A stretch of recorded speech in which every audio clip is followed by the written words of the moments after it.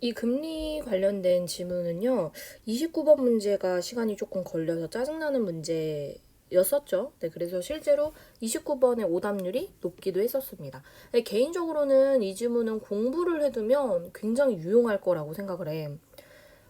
그래서 문제가 요구하는 것만 뭐 풀어볼까라고 하다가 그냥 한번 다 읽어볼게요. 금리는 이자 금액을 원금으로 나눈 비율로 이자율이라고 한다. 우리 보면요. 실제로 금리의 다른 말이 이자율이라는 걸 모르는 친구들도 있어. 몰랐을 수도 있죠? 그럼 이제 알아두면 되지. 금리라는 건 이자 금액을 원금으로 나눈 것에다가 비율이라고 했으니까 여기 곱하기 100이겠죠. 그리고 이거의 다른 이름은 이자율이다. 그러면 요거 1번 선지. 괜찮네요. 네. 하나 해결했고요. 자금의 수요자에게는 자금을 빌린 대가로 지급하는 비용이 발생을 하며 공급자에게는 현재의 소비를 희생한 대가로 이자 수익이 생기죠. 예를 들면 은행에 너가 돈을 빌렸어. 그럼 돈을 빌린 만큼 대출에 대한 이자를 내죠. 그게 너한테는 비용이고, 예를 들어 너가 농협에서 돈을 빌렸어? 그럼 농협은 너한테 100만 원을 빌려준 대가로 너한테 이자율을 받아먹으면서 사는 거죠. 금융시장에서 금리는 자금의 수요자와 공급자를 연결시키는 역할을 하는데, 금리는 일반적으로 명목금리와 실질금리로 구분이 됩니다. 명목금리는 금융자산의 액면금액에 대한 금리입니다. 말이 좀 어려운데요. 예를 들어 명목금액이라는 건 뭐냐면 1,000원짜리에 쓰여진 그 1,000원, 그게 말 그대로 눈으로 볼 수 있는 금액이라는 거거든. 명목금액 혹은 명목금리라고 말할 수도 있죠. 그러면 명목금리는 금융자산의 액면금액, 예를 들어 1,000원. 1,000원이라고 쓰여진 금액에 대한 금리가 명목금리고, 실질금리라는 건 물가상승률을 감안한 금리로서 명목금리에서 물가상승률을 빼야 된대요. 그렇죠. 그냥 1,000원에다가 내가 2%의 이자를 주겠다라는 것과 물가상승률을 고려해서 나중에는 뭐 물가가 올라갈 거니까 내가 1,000원에 대해서 너에게 3%의 금리를 주겠다. 이런 식으로 바뀌는 게 실질 금리거든요. 물가가 올라가면요, 실제 돈의 가치인 실질 금리는 낮아집니다. 당연하죠. 물가가 올라갔다는 건 돈의 가치가 떨어졌다는 거야. 내가 예전에는 1,000원으로 사탕 10개 살 수 있었는데 지금은 1,000원으로 사탕 1개밖에 못 사는 것과 같은 이치죠. 그러면 실질 금리는 낮아지고, 물가 상승률이 낮아지면 돈의 가치는 올라가요. 그러면 금리는 높아진대요. 예를 들어 1년 만기 정기예금의 명목금리가 6%인데 1년 사이에 물가가 7%로 올랐다면 실질금리는 마이너스 1%로 예금 가입자는 돈의 가치인 구매력에서 손해를 본 셈이다. 그럼 봐봐. 쌤이 너가 푼 거 보니까 27번에서 엄청 막힌 것 같더라고. 그러면서 이제 너의 습성을 내가 하나 알아냈어. 자, 요 문제 되게 치사하긴 했거든. 근데 소야, 답이 2번이야. 그럼 분명히 어떤 개념에서 너가 놓친 게 있다는 거야. 실질금리 개념 봐봐. 실질금리는 명목금리에서 물가상승률을 뺀 거야. 그러면 명목금리가 뭔지 알아야 되잖아. 명목금리는 금융자산의 액면 금액에 대한 금리야. 그럼 결국에 실질금리는 뭐라는 거야? 액면 금액에 대한 금리에서 물가상승률을 빼야지. 근데 어때, 2번 선지? 그냥 액면 금액에서 물가상승률 뺀다고 되어 있죠. 이렇게 되면 안 되죠. 액면 금액에 대한 금리로 고쳐야지 정확한 개념이죠. 그래서 답이 2번입니다. 네. 이제 앞으로 뭐 실제 시험장에서는 물론 계속 이 부분을 틀릴 수 있지. 근데 이제 연습할 때는 꼼꼼히 찾아보는 훈련을 더 많이 해야 될 것 같아. 자, 내려갈게요. 그리고 명목금리보다는 일정 기간 실현된 실제 이자 수익률인 실효 수익률을 따져보아야 된대요. 실효 수익률 개념 나와 있네요. 3번 괜찮고요. 실효 수익률은 이자의 계산 방식에 따라 달라지는데 예를 들어 보통 만기 1년에 연리 6%는 돈을 12개월 동안 은행에 예치할 경우 6%의 이자가 붙는다는 의미다. 내가 돈을 100만 원 넣었어. 만기가 1년이야. 그럼 1년 뒤에는 그 100만 원에 해당하는 6%의 돈을 내가 받는 거지. 옆에 바로 예시 있네요. 정기 예금은 목돈인 100만 원을 납입하고 1년 뒤에 이자로 6만 원을 받지만 매월 일정액을 불입은 넣다 이런 뜻이에요. 불입해서 목돈을 만드는 정기 적금은 계산법이 좀 다르대. 다시 정기 예금은 내가 100만 원을 한 번에 넣고 1년 뒤에 그 100만 원에 대한 금리를 받는 거죠. 근데 적금은 뭐냐면 매달 얼마씩 넣는 거거든. 그러니까 예금이랑 살짝 다르다는 거야. 정기 적금은 첫 번째 달에 넣은 10만 원은 만기까지 12개월분의 6%의 이자가 붙어요. 예를 들어 내가 1월에 100만 원 넣었고 2월에 100만 원 넣었고 11월에 100만 원 넣었고 12월에도 100만 원을 넣었어. 그러면 1월에 넣은 100만 원은 12개월 은행에 붙어 있는 거잖아. 그러면 이 첫 번째 달에 대해서는 6%의 이자가 붙을 수 있대. 근데 2월에 넣은 거 봐봐. 나는 물론 100만 원을 똑같이 넣었지만 은행의 입장에서는 11개월밖에 없는 거예요, 이 돈이. 그러면 1월에 넣은 돈이랑 가치가 달라. 내가 11개월밖에 안 넣은 돈을 굳이 이자를 줄 필요가 없다 생각하겠죠. 은행에서. 그러면 얘는 11개월에 이자인 5.5%만 붙는데요. 나머지도 마찬가지야. 3월에는 더 줄어들고 4월엔 더 줄어들고 이런 식으로 간다는 거지. 그래서 실제로 정기적금은 수익률이 3.9%밖에 안 된대요. 그럼 예금은 6%입니다. 그러면 정말 이자가 6% 붙는 거고 적금은 6%입니다. 라고 해봤자 실제적으로 붙는 수익률은 3.9%밖에 안 된다는 거죠. 이런 이자 계산의 방식은 대출금 금리와도 유사하다. 그러면 여기 내려갈게요. 예금이나 적금의 기간이 길어서 이자를 여러 번 받는다면 매번 지급된 이자가 원금이 되어서 이자에 이자가 붙는 복리인지 원금에 대한 이자만 붙는 단리인지도 살펴봐야 실효 수익률을 알 수 있다.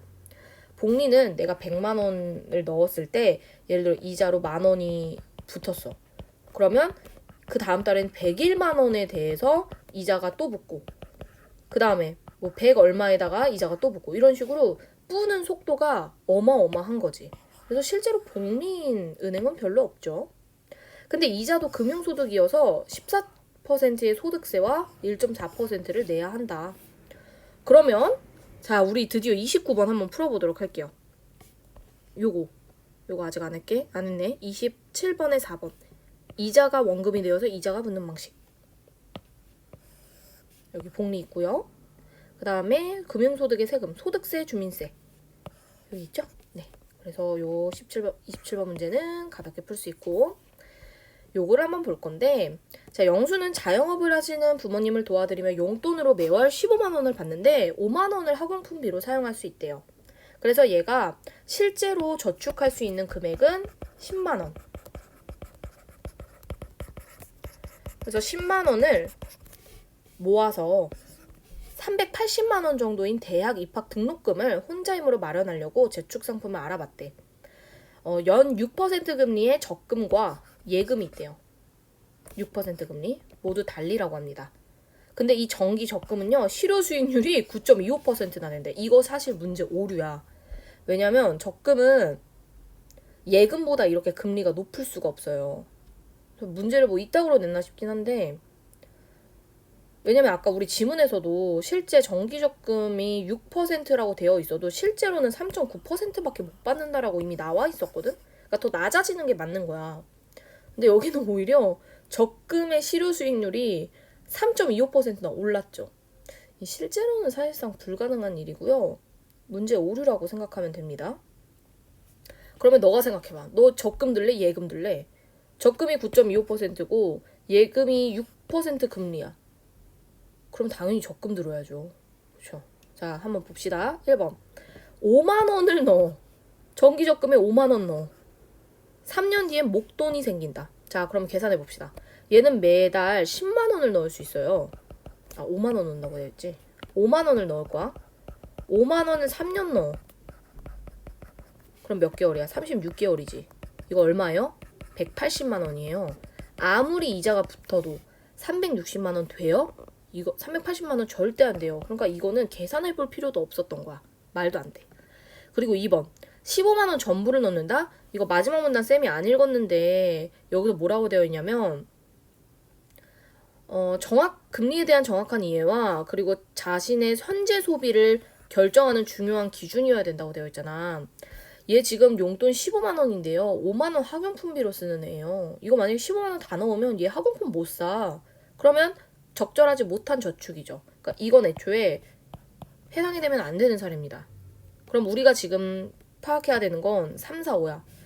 3번은 10만 원을 예금에 넣을 때, 4번은 10만 원을 적금에 넣을 때, 그리고 5번 정기 예금이 정기 적금보다 높으니 말이 돼요? 정기 적금이 지금 더 높잖아요. 실효 수익률. 정기 적금은 지금 9.25라고 되어 있고 정기 예금은 지금 6%인데 말 안 되잖아. 그러면 3, 4번 남았어. 계산 안 해봐도 적금 넣을 거야, 예금 넣을 거야? 적금 넣겠지. 그래서 사실은 답을 이렇게 4번으로 골랐으면 정말 빨리 풀 수 있는 문제인데 우리는 공부하는 거니까 한번 적용을 해보자는 거죠. 자, 3번 한번 해봅시다. 3번 10만 원을 36개월 넣을 거예요. 그러면 얘는 360만 원이 모이겠죠. 근데 예금을 넣는다라는 건 6%의 금리가 붙어. 그러면 금리 한번 계산해 보세요. 여기서 금리는 360만 원에 대해서 몇 퍼센트? 6%니까 100분의 6이야. 그럼 얼마 붙어? 6만 원이 더 붙어요. 근데 여기에다가 뭘 빼야 되냐면 이 이자율에 대한 세금을 빼야 돼요. 그러면 세금 6만 원에 대해서 지금 네가 몇 퍼센트였냐면 14.0%랑 11.4%니까 15.4%의 세금을 내야 되거든. 그러면 6만 원에다가 100분의 15.4, 154 하면 이게 얼마 나오지? 잠깐 계산 좀 하고 올게. 6만 원 곱하기 6만 원 곱하기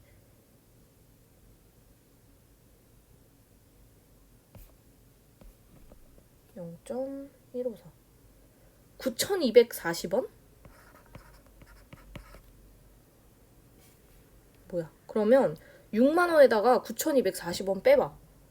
그러면 그래봤자 내가 받을 수 있는 돈은 5만 얼마 아니에요? 5만 얼마?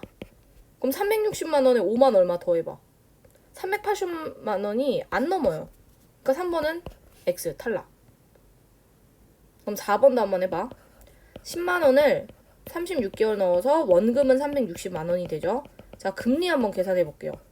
360만 원에 얘가 지금 9.25%잖아. 100분의 925 계산하면 얼마야?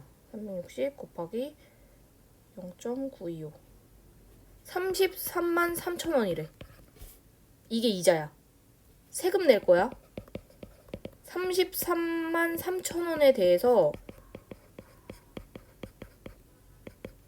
15.4% 계산해 볼게요.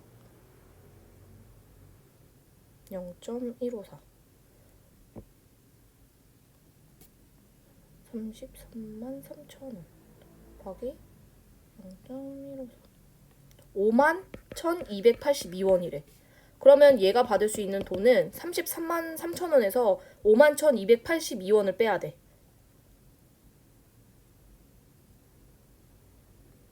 그러면 28만 1,718원이 나온대요. 뭐 이렇게 계산할 필요도 없긴 한데 그러면 얘 원금 360만 원에 28만 원 더하면 380만 원 넘죠. 고로 충당할 수가 있다. 그래서 답은 4번입니다. 이렇게 푸는 건 사실 시험에서는 불가능하고요.